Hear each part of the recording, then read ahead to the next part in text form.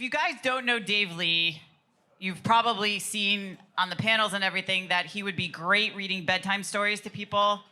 His voice is just so soothing. His wisdom is beyond what I have ever imagined. Would you believe that he's only 31 years old too? And he comes across so mature and everything. And I met Dave 4 years ago-ish. Didn't believe that he was real because I've known him online for 3.5, 4 years. And finally, we were all in an Airbnb at the Olympia this weekend, and we called it the real world Olympia. Living with 5 guys, total, great idea. Anyway, so it was Dave, he's him in person, because last year we had all intentions to bring him over for Silverback, but he was on the screen because of restrictions in America and stuff. So, but like Luke, I have also spent hours on Zoom with Dave mentoring me because like myself, he is not a medical doctor, but he has a very extensive background. He is extremely intelligent. He knows shit that many physicians ask him for his opinion on. So you guys are in for a real treat in addition to his voice, and he's also become just a great friend. And I cannot wait for Dave to speak. Dave Lee.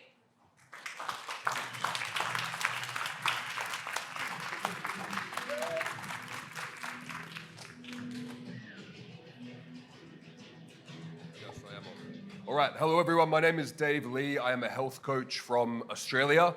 Today I'm going to be giving my speech, Your Brain on Testosterone, The War on Masculinity, Part 3. This came about when Ali first put this summit together. She said, you can just get up and talk about whatever the fuck you want. So I did, and then I did that again last year for Part 2.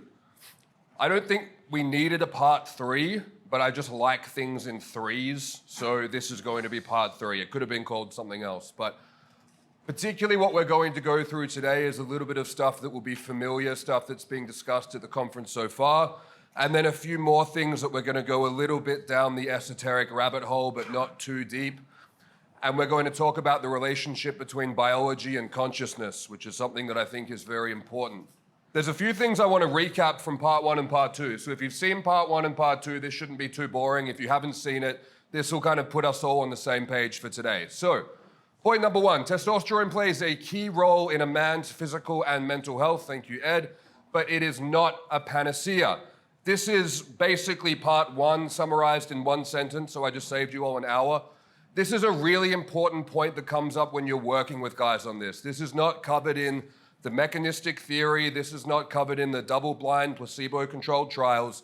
This is the stuff that you work out when you actually work with guys in the trenches on fixing their testosterone. Testosterone will act as a foundation for a man to get his physical and mental health together, but it does not do the work for him, and it is not a miracle cure. Number 2, testosterone replacement therapy is a catalyst for change in overall health and wellness, but requires men to overhaul their habits to be in keeping with a healthy, high testosterone male. This is where expectations fall short. If you are going to have optimal testosterone levels, what you would argue is the optimal physiological amount for a healthy male, you need to be an optimally physically healthy male for that to work. That's just how it works. So, many TRT issues are due to unrealistic expectations, both in time frame and impact of results. If it took you a decade to get your life off track, it is going to take more than 10 weeks to get your life back on track. Adding in extra ancillaries, adding in a bit of extra oxandrolone or proviron is not going to solve the problems that only time and work can heal. So TRT will give you the results you deserve and no more, and it takes years to fully manifest. So TRT is not going to make you a coked up entrepreneur, libido through the sky like a horny 16-year-old 24/7. That's not going to happen. What is going to happen is you will get the results that you deserve from your training, you will get the results that you deserve from your recovery, but no more. This is what we are getting with testosterone optimization. And the last point, which I think a lot of us know from going outside and just walking around, is the average male's health, not the average male in here, the average male's health out there is on average fucking terrible.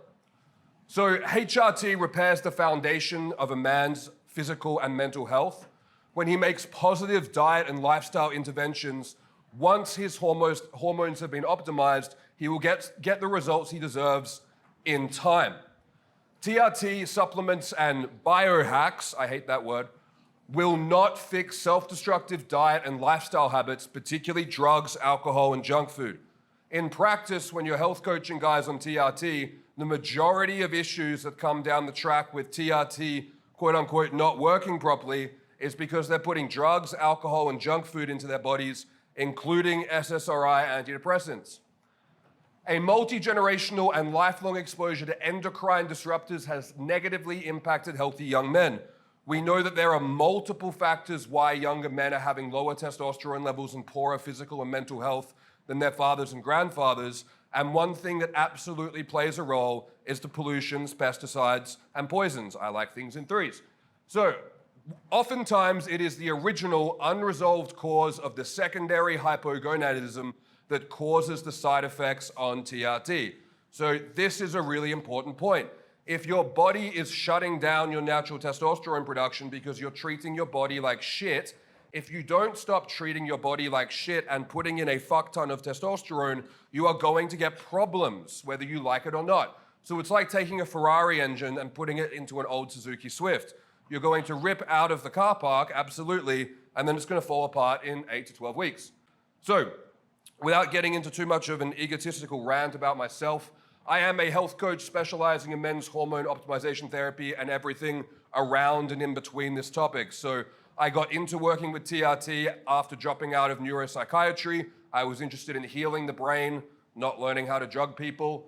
And what got me into the troubleshooting around TRT was my interest in problem solving. So a lot of guys were coming to me, they were on X protocol from Y doctor, and things just weren't working properly. And my brain needed to know why that was. So my background before I did this was mindfulness meditation, and what got me into the field of health originally was I had a brain injury. So I had debilitating vestibular neuritis for 2 years.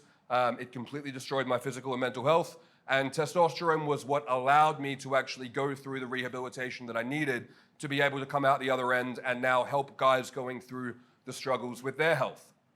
So, my key areas of interest in men's health are complex troubleshooting cases involving multiple hormonal pathways and or intractable conditions, as well as the psychological implications of hormone disruption and optimization. Or as I like to put it, I like to unfuck people. So, a couple of thoughts. These are quotation marks, I'm quoting myself. We have difficulty integrating the intrinsic learned experience of life being hard, particularly the burden of responsibility of being adult males. I think one thing that's difficult when you come of age, whenever you deem that to be, is realizing that life is harder as an adult than it was when you were a kid, and it's not all rainbows and sunshine, and it involves a lot of work that we don't really want to do to get the things we want, and there's a lot of shit going on that we have to juggle, and we have to look after ourselves and other people. I think that's a big burden, and I think understanding that and really embodying that and coming to terms with that is a difficulty that a lot of guys go through in their late 20s and early 30s. We have difficulty with the burden of self-awareness, navigating guilt, impulses, hedonism in the modern world, as well as the meaning of life, purpose, and overall meaning. What I mean by this is that we have gotten to the point where we've become so intelligent, well, some of us, we have become so sentient that we can question the meaning of why we're here. We can even put the well-being of the food chain before ours, veganism, and we have gotten to the point where intelligence and depression and anxiety are correlated. This is because we can become self-torturing. So, I came up with this. I think this is a nice little summary of how a lot of people are feeling when they come to see me, is there's nothing like the self-awareness of watching yourself fucking your own life up while simultaneously not being able to emotionally keep your shit together while you're doing it. I get a lot of guys in that situation. So I went and saw Jordan Peterson in Vilnius a few weeks ago before I came here, and he made a really good point about how we are very attracted to the story of the hero in narratives. And he had this point, and he said, we know the hero's journey, so why don't we walk the path of the hero? So why are we in this situation? I think these are just all my ideas and what I've thought about this. None of this is objective fact, but I think life has gotten acutely easier but chronically more stressful. I think things are more convenient and things are more bubble wrapped, and a lot of the immediate stresses have gone, but I think now there's a whole bunch of unfamiliar stress and noise that we haven't evolved with. And I think that life is equally difficult overall. It's just that that challenge is more spaced out across chronic stress, and we know that humans aren't that good at dealing with chronic stress. So life is also more noisy and disconnected, so communities have broken down. We spoke about the state of male friendships already in this conference. We have a reduction in capacity and resilience. This is a really big one. And I think one thing that underpins this is we no longer have or value the rite of passage. So we've replaced the rite of passage with a sweet 16. That's replacing something that's toughening for something that is entitlement and privilege. That is a big net difference. So we are not valuing or encouraging men to become strong and resilient and capable. And then we're seeing the outcome of that when guys get into their 20s and 30s and they can't keep their shit together just looking after basic stuff. The modern diet has made us frail and reduced our capacity for power and endurance. We are downstream of swapping animal fat out for vegetable oil, and we are seeing the repercussions of reducing the amount of meat in the diet and increasing the amount of crap. So, modern society has made us complacent, fragile, and neurotic. These are three personality types that I find quite common. People who are avoidant, people who are snowflakes, and people who become OCD over useless shit that saps their attention and energy. The modern lifestyle rewards the wrong thing by design. It is rigged against you. Things are made to distract you. Things are made to make you feel inadequate, so you'll spend your money on shit you don't need. It is by design that it's this way. These condition us away from capacity and resilience and towards subservience. So we want people healthy enough that you can pay your taxes, but we don't want you healthy enough that you can thrive and question what's going on. It's a nice little sweet spot. Seeking the path of least resistance is baked into our mammalian hindbrain. So we are humans who have evolved in times of scarcity, meaning that we will default towards the easy path. But the problem is when all the paths have been made easy, this can lead to us becoming fragile or anti-resilient. I don't think anti-resilient is a real word. So self-awareness and critical thinking are beaten out of us by the education system. We are taught to regurgitate and do as we are told, and that's basically it. Society is engineered to distract, weaken, and sicken the population. I think most of us are aware of this to some degree. And a good example of this, hyperpalatable, hypercaloric, nutrient-devoid processed food, aka crap, and softcore pornography, aka Instagram, are only a few button presses away. So, a few key points that I'm going to be popping up this golden key for today. When we lack self-awareness and when we're left to our own devices without purpose, accountability, and discipline, hyperpalatable, highly processed, nutrient-devoid junk food on every street corner, combined with booze and a sedentary lifestyle, will destroy our health on a greater scale than infectious disease, motor vehicle accidents, sharks, snakes, and spiders combined. I like things in threes. So, I'm going to be talking about this concept today from the movie Cars. A couple of things, I don't know shit about cars, so if my analogies are not technically correct, just pretend they are, you get the point. But what I'd like to talk about is this concept of the human experience that we're all having together is a series of interconnected systems, and our consciousness is connected to all these systems. So our consciousness feeds into all our organ systems, and all our organ systems feed into our consciousness in various ways. This is not as esoteric and woo-woo as it sounds. So, when medicine views organs, muscular, and skeletal systems as largely independent rather than interdependent, we separate our consciousness from our biology. So we look at physical health and mental health as two separate things. And this is coined the term mental health. So, concepts like leaky gut, the gut-brain axis, neurosteroids like pregnenolone, DHEA, carnivore and paleo diets, they have all begun to explore this concept further. And psychedelic therapies and breath work also explore these connections. So I would argue that many, not all, many mental health conditions can be underpinned and or triggered by experiencing a diseased biological experience of being alive. So, for example, if you have a man who does not develop properly androgenically, let's say that his diet and lifestyle is terrible during puberty, his parents were unhealthy when he was conceived, and he gets to maybe, let's say, 25 years old, and he's never had a day of optimal androgens in his life. we're going to get a guy who's got a completely different trajectory for where he's heading with his life, a completely different baseline state of his mental health, because he didn't get that androgenic surge to form his body and his brain, but also his identity. So he's gone through the world afraid, he's gone through the world lower energy, he's gone through the world intimidated by other males, and this gives him a completely different experience for the formative years of his life. And it is no wonder that these guys form things like generalized anxiety disorder, social anxiety disorder, or live a life that leads to them becoming depressed. So this can form the experiences you have, the values and attitudes by which you view yourself and the world around you. So it's important that we look at how we view ourselves versus how we view everything else. And sabotaging this foundation can derail the trajectory of one's life. This is why I'm so passionate about guys understanding the importance of getting comprehensive blood work done and looking at the foundation of your health. So, another key point, early onset disease states, botched or harmful medical interventions. This happens all the time. Unnecessary surgeries, inappropriate medical prescriptions, SSRIs, as well as acute stresses or injuries triggering autoimmune conditions can act as saboteurs for the future trajectory of one's life. So a chronically inflamed, metabolically compromised state during puberty and early adulthood will lead to drastically different physical and mental outcomes and shifting this life trajectory.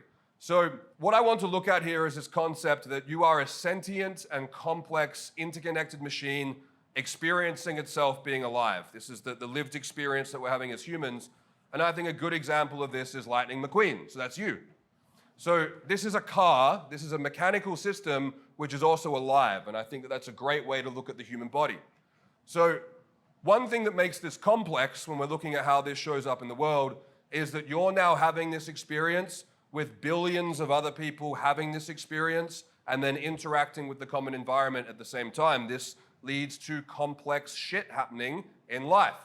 So many chronic low-grade mental health conditions, generalized anxiety disorder, social anxiety disorder, bipolar type 2, which is bipolar without the manic episodes, inattentive ADHD, and minor depressive disorder can often be underpinned by consciously experiencing the outcome of this mechanical problem. If you've had undiagnosed hypothyroidism your whole life and you've gone through the world in a low energy state, your body is going to have a much more trigger-happy stress response because your body is used to kicking into the adrenal system just to get things done. And you're also going to be more prone to weight gain, you're going to be more exercise avoidant, and you're going to be generally down and lethargic. And it is no wonder that this is so closely correlated with depression because we're actually experiencing a low energy state in the body and the mind, which by definition is what depression is. This creates depressed bodies, which create depressed minds because we're experiencing that body being alive. So, questions to ask yourself. How good of a driver can you be with a faulty vehicle? If you're a middle-aged gentleman in your 40s and 50s, let's say, and you had optimal testosterone levels up until, let's say 40, and then maybe you had a testicular injury, maybe you got particularly kicked in the nuts by someone who was a jerk, who knows?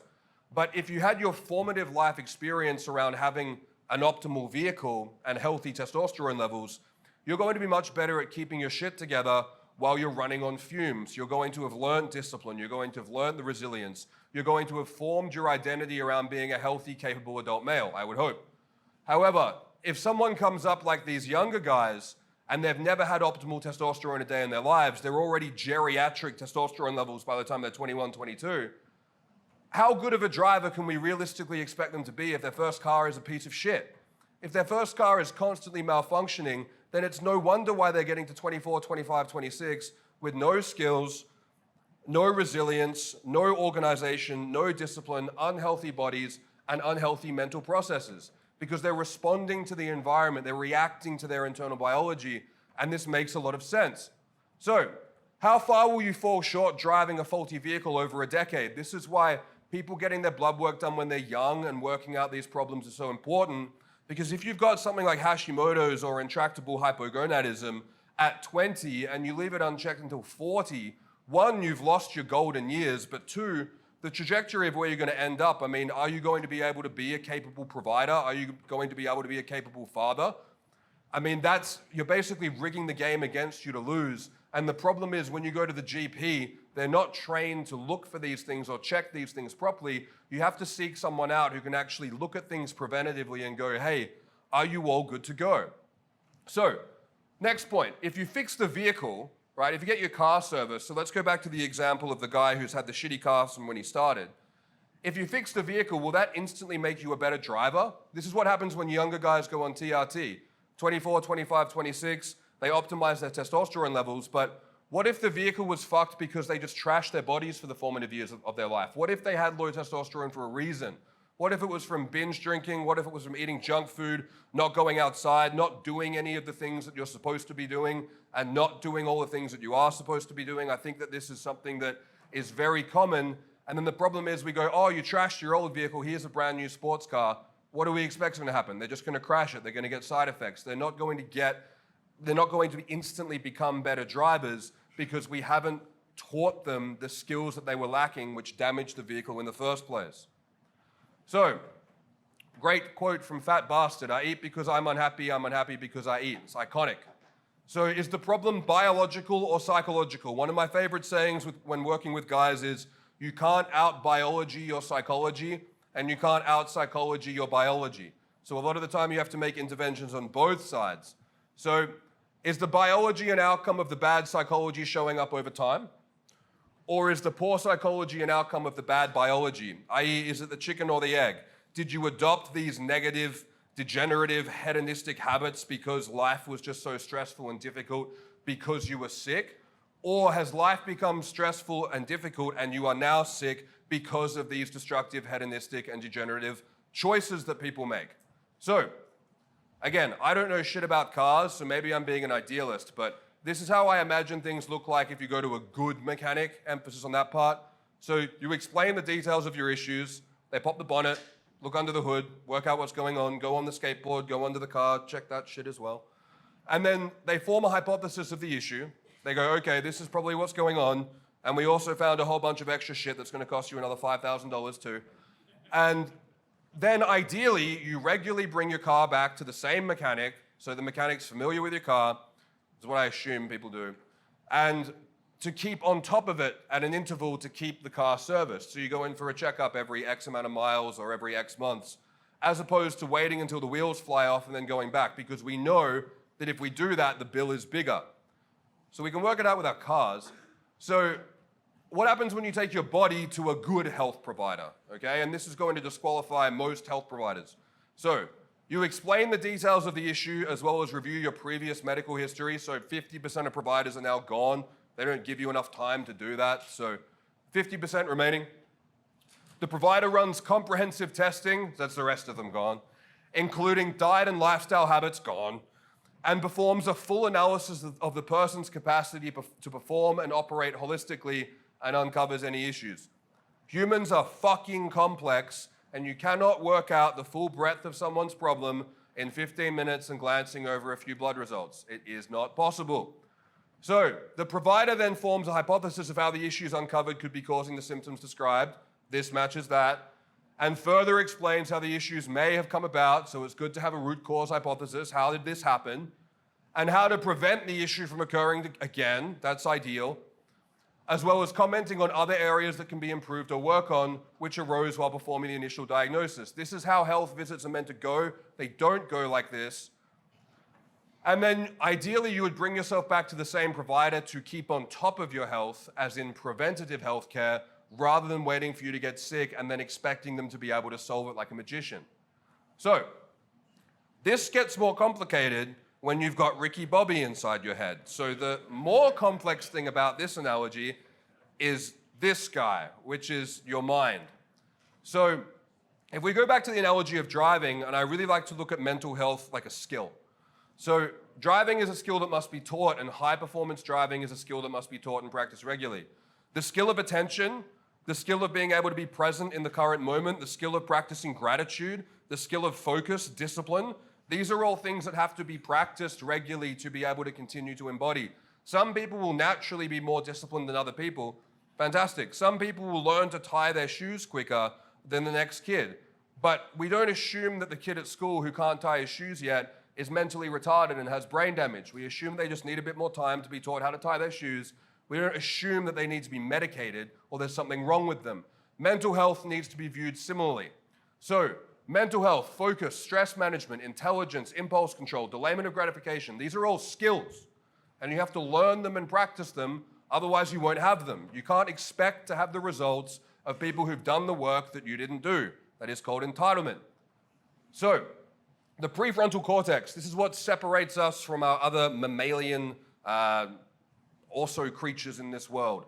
And what the prefrontal cortex does is it controls executive function. So a lot of people who aren't doing well in life lack executive functions. This is things like impulse control, focus, emotional regulation, not flipping your lid and reacting to things which are not well thought through and emotional. This is how people fuck things up. So knowing the fix is easy, but doing the work day after day is the part where people fail. Compliance is the science. If I tell 10 guys to meditate, 9.9 of them are not going to do it. 0.1 of them will, and it will change his life. But it's difficult to get people to do the things that they need to do, especially when they suck at them. So if you need to do mobility and stretch, the stiffer you are and the more uncomfortable it is to do mobility, that means you need to do it. It's not a signal that, oh no, this isn't for you. If you walk into the gym and the 5-pound dumbbell is so heavy you can't pick it up, you're not gonna go, oh, that means I don't need weights. It means you do need weights, that's the point. So if you're sitting down and you can't be with your mind at the end of the day, if you can't touch your toes, if you wake up stiff and sore, you're getting these signals from your body to actually do the work that you've probably known that you've needed to do for ages and understand that you're not getting away from it. So we have talked about this concept of meeting the medicine halfway, and I think this is a really good topic to speak on, which has been spoken on so much here, which is the idea that you need to do the work for your treatment to actually work for you. So poor reactive decisions, often to self-soothe anxiety or solve a short-term problem at the expense of one's future self, over time cause many preventable and reversible chronic diseases, such as getting home at work from the end of the day and instead of going to the gym, sitting on the couch and pouring a double glass of whiskey. Doing that consistently over time, yes, that may make you feel better in the moment, but what you're doing, one, poisoning the body, and two, the opportunity cost of missing doing the thing that's good for you is going to add up, and it's preventable and it's also reversible. So your consciousness can be your greatest ally or enemy. It can keep you on track through insurmountable adversity, or it can betray you, leading you to self-destructive, degenerative vices. So your conscious experience is the lens you live and perceive the world around you through. So you want to curate the experience that you're having so that you can see the world through better goggles. This will impact your experience of being alive. Things like practicing gratitude, things like having better cardiovascular fitness. All of these things are very important for how you feel and how you show up every day, not to mention the importance of putting good quality food into your body, being a lean, healthy body fat percentage, and not poisoning your body with things that don't need to be in there.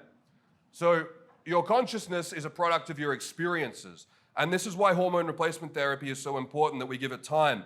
Guys need time to get their life on a winning streak to feel good about themselves. That's how you fix depression and anxiety. As Jordan Peterson says, competence creates confidence. It takes a while to get good at shit so that you can be proud of the things that you do. So this is something that takes time, and it's important that we focus on experiential therapy. A lot of the time, talk therapy doesn't work for these guys. They don't need to sit and talk and understand that they're a piece of shit. They might already know that. That's going to make it worse. So what we need to do is create experiences that guys are proud of for overcoming. Learning martial arts is one of the most empowering things guys can do. Absolutely. Working on things like low-intensity, steady-state cardio, that can be one of the most profoundly meditative experiences that you have, because you're constantly wanting to bitch out of it, but you continue to put one foot in front of the other. This is the skill of discipline. So these are experiences that we have to practice regularly to be able to build the capacity and build the things that we're proud of, so that we can go through life actually proud of ourselves. So your mind gets feedback from your internal biology and external environment and creates meaning through your experiences, values, attitudes, and programming. This is life.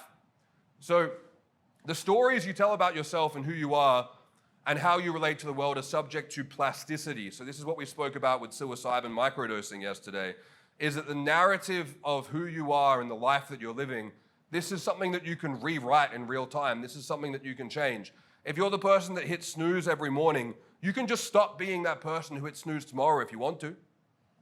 Just don't hit the button. You can. These things are subject to change. And you as the person in charge, you as the driver, you do have that power to go in and break your shitty, destructive habits. You just need to be able to have the skill and the determination to be able to do that. And these are things that require practice. So you have the power to hijack your experience of reality if you have the power to exert your will. I've met people who say there's no such thing as free will, and they were all people who were not happy with where they were in their life. I truly believe that a lot of people do not have the capacity to exert their free will, but it doesn't mean that it's not something that you can do if you work on it. And this is something that you work on through doing difficult things that push you outside your comfort zone, like training, fasting, different forms of martial arts, learning different physical disciplines, and then also in the moment learning to focus your mind, to regulate your thoughts and attention through things like mindfulness meditation. So I'm going to bring it back to some neuroscience before we wrap up so that we can call it a science talk. So dopamine transmission is a key to our lived experience. All the biohackers love the dopamines, right? We all want more dopamine. Dopamine is the best. When it comes to dopamine, though, it's important that you earn it. You don't just piss out dopamine for no reason unless you're taking amphetamines. I mean, you can stare at a wall and take amphetamines and your brain will light up like a Christmas tree.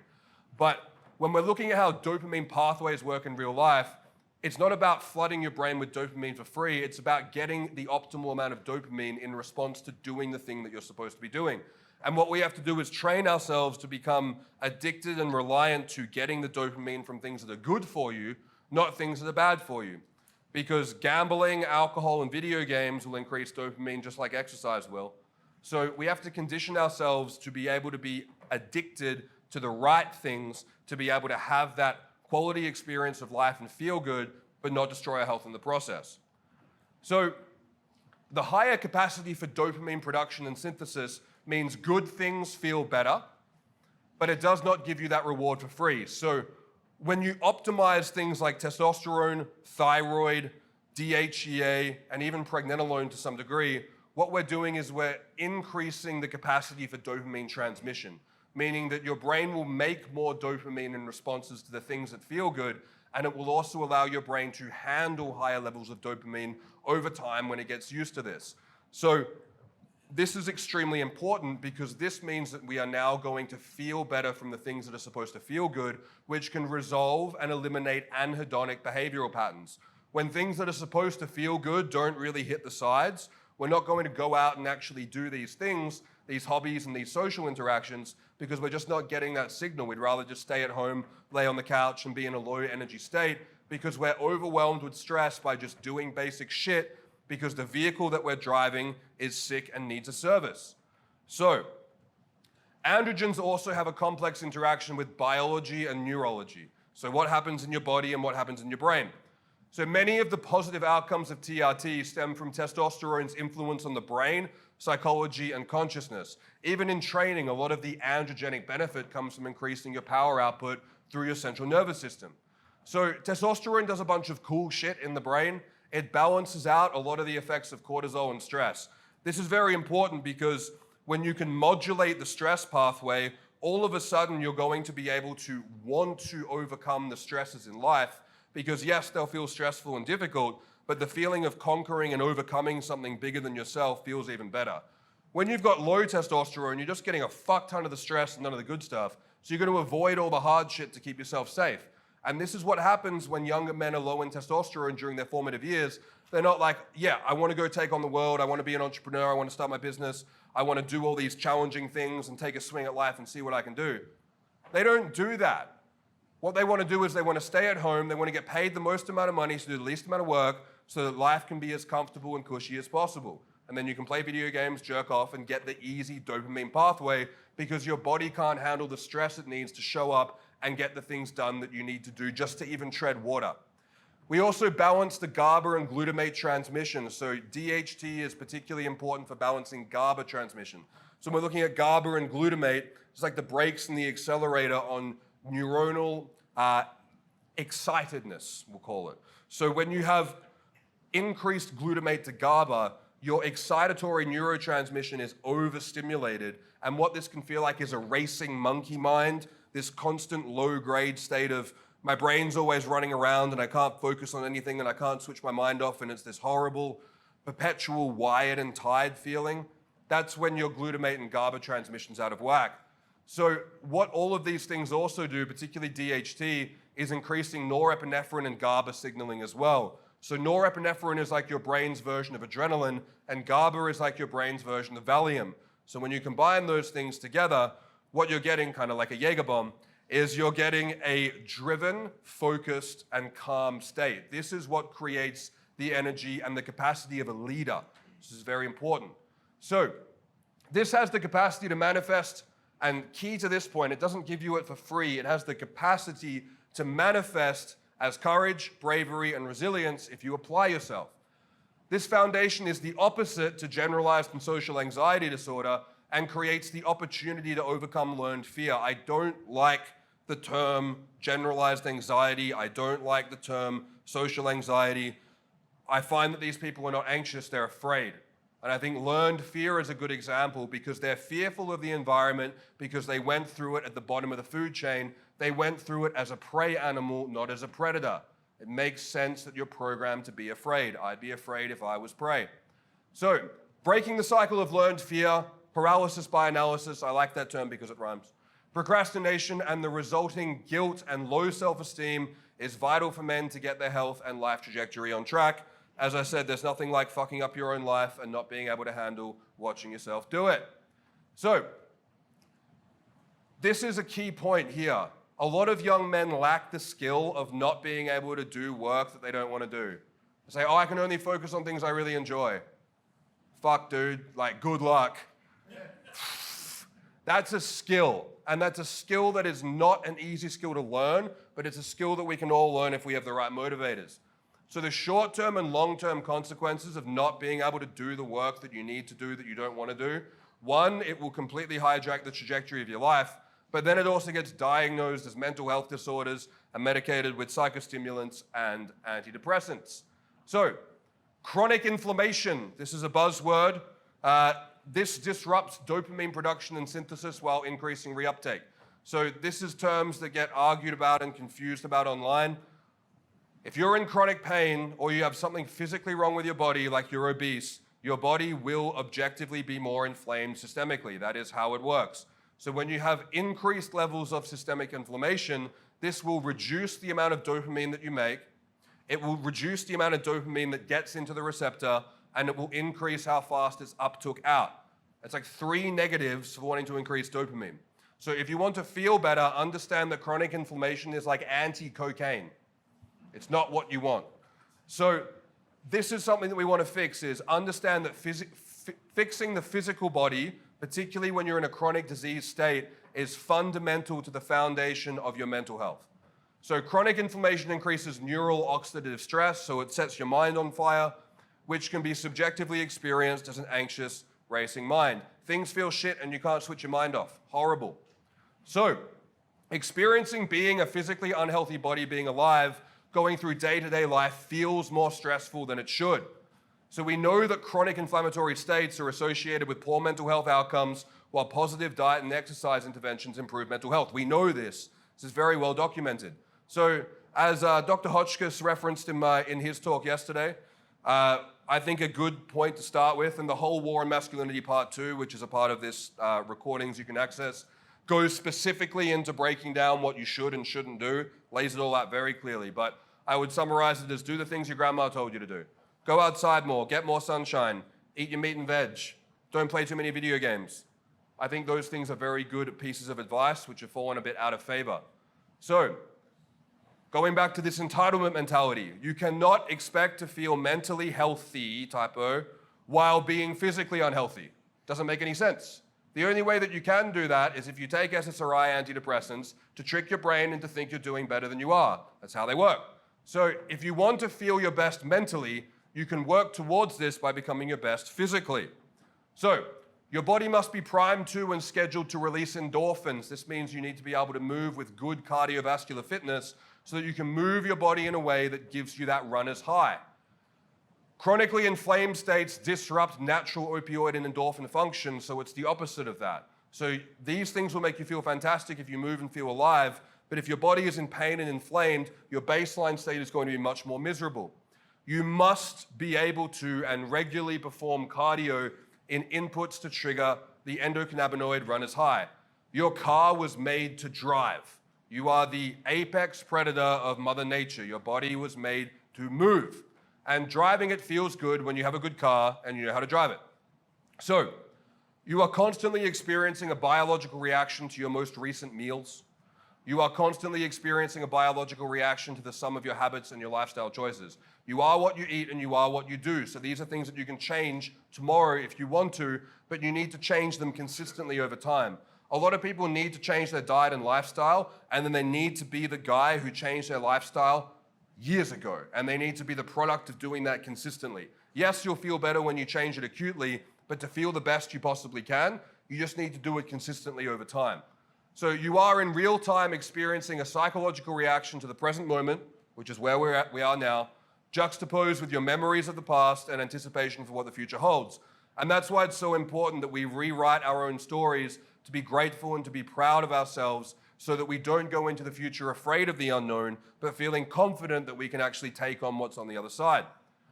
We are often blindly steering the ship of our life into an iceberg in the present moment, while your mind thinks about what already happened yesterday and what might happen tomorrow. Meanwhile, you are steering straight into the fucking iceberg. So put the best things into your body if you want to feel your best, common sense. Put good fuel in the car if you want it to drive better. If you put the worst things in your body, like drugs, alcohol, and junk food, you need to have the expectation that that's going to make you feel like shit. So, if you want to have optimal outputs, it's fundamentally dependent on the quality of the inputs as the foundation. So focus on the kilograms of food you eat every week, not the grams of supplements or the milligrams of medications. Your car was not made to be driven for 30 minutes a day or 4 hours a week while you sit in your computer chair or lay in bed for the rest of it. That is not how we evolved. You are the dominant bloodline of Mother Nature's apex predator. So we're at the top of the food chain, and then all of our ancestors, they all got killed off by various plagues, wars, scarcities, nature. We survived, so our bloodline is the dominant bloodline, and we're at the top of the food chain, and that's how we're able to have this conversation today. And people are struggling to make their bed and go outside. So there is so much capacity in our DNA for greatness, and there is so much capacity to excel. We just have to understand that we need to change the inputs, change the outputs over time to be able to embody that, without sounding too entitled, that birthright of actually feeling and being capable. So it takes conscious, daily, and intentional work to undo the majority of spending your waking hours sitting. It takes a lot of work and time. Dedicate time for daily movement across a variety of movement patterns. So if you've been sitting nonstop for years, you might need to do more than 10 or 15 minutes of mobility a day to make progress. If you haven't stretched or done mobility in years, you have years of this to catch up on. So you need to look at doing more work. So much of the work I see people do is maintenance load. If you're trying to correct something, correct a deficit, you need to work harder and do more volume. So work on power, endurance, flexibility, strength, hypertrophy, and stability. You got to do all of it. Yoga, meditation, and cardio, as I said before, these feel terrible when you need them the most, but when you get good at them, they actually become addictive. So get addicted to the stuff that makes your body sing. So it feels, I'm sorry to anyone who has a Suzuki Swift, if you feel better, it feels better to drive through life as a sports car or a performance SUV than a rundown Suzuki Swift. So if you want to change your experience for the years that we have left in this world, start by upgrading your car. Understand that the final destination, so if you're looking for like, what's my purpose in the world? Why am I here? What's the meaning of all of this? And if you don't know, that's okay. Your purpose at the moment is working out what that is. So it still means that you can move forward. The final destination may not be clear from where you're at now, but you still know how to progress forward. And for all you know, that end destination will become clear once you're further down the line. So focus on being better tomorrow than you are today. And don't be this guy. I haven't seen actually this part of the movie, but he doesn't look too happy, so don't be him. Don't be a hypochondriac. Don't worry about every tiny little minuscule thing that's wrong with your body and let it sap all your attention and energy and take away your focus of enjoying the world. Don't obsess over every little noise you hear your car make, every little macro that's out of whack, every little thing that's not optimal in your protocol. Let that go, okay? That's neurotic. Let it go so that you can have a good experience day to day. Don't be that guy. The further you are off track, the greater story it will be when you get back on track. And Alex Hormozy puts it that you have nothing to lose. I think that's a good way to look at it. I think if you're down and out, and I think if you're at the bottom, if you're right at rock bottom, I think you have the opportunity to swing back at life so hard that it shocks other people. And I think that viewing things in this way, viewing things as an opportunity, finding ways to brainwash yourself with narratives that serve you is what's going to allow you to get out of those dark places and move ahead. So I've got 5 steps, and if you watch the other talks, you'll know these, but I'm going to go through them again because you have to sit here and listen to me for another few minutes. So I think these are really important, and I think that everyone can go through this regardless of where you're at. So number 1, reverse engineer becoming the best version of yourself. And what do I mean by that? I don't mean by I want to become exactly like that guy, exactly like this guy. You want to adopt traits of people who inspire or mentor you and put your own spin on them and think, what would the best version of me do? How would he look? What would his daily habits be? What would he eat? How would he treat other people?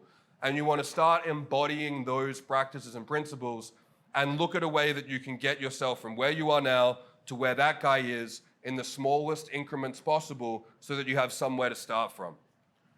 Understand and accept that you must play the ball where it lands. Some people get dealt a really shitty hand. Some people get dealt a way worse hand than other people. Some people get dealt great hands and then get dealt their first shitty hand and they can't handle it. But regardless of what hand you've been dealt, you still have to play it. So accepting that ball has to be played where it lands is often the first step. So take radical positive action to make your TRT work for you. Don't sit back and expect your TRT to work on you and turn you into Giga Chad. It's not going to do that on its own. I've seen a lot of guys take a lot of testosterone and not do a lot of work, and the results are all the same. So testosterone will be a multiplier for all the positive diet and lifestyle practices that you employ over time. Understand that puberty takes years, so optimizing your testosterone and being the end result of optimized testosterone takes years. So measure progress in how far you've come, not how far you are from your goal. Otherwise, you can be demoralized even though you've made significant progress. So always be looking at how far you've come, not how far you have left to go. And finally, I think this one's really important, is give yourself a reason to be proud of yourself. I think it's so important that we go through life proud of ourselves, otherwise it just leads to anxiety and depression. But I also think that life doesn't come with participation medals, and your brain knows that participation medals are bullshit anyway. They don't work, they don't mean anything. So you actually have to go out there and earn a reason to be proud of yourself. And I have found that men who are proud of themselves, that is one of the best things to cure insomnia. When you're laying there awake at night and your mind is racing, when you get to the bottom of why it's keeping you awake, a lot of the time it's guilt, a lot of the time it's wasted potential, a lot of the time it's not showing up the way that you wanted to show up. So be proud of the person that you are. Be proud of the world being a better place because you're in it, and be proud of leaving the world a better place than you found it. And I think that if you fixate on those kind of values, you'll be much happier and better off for it. So that's all. Thank you.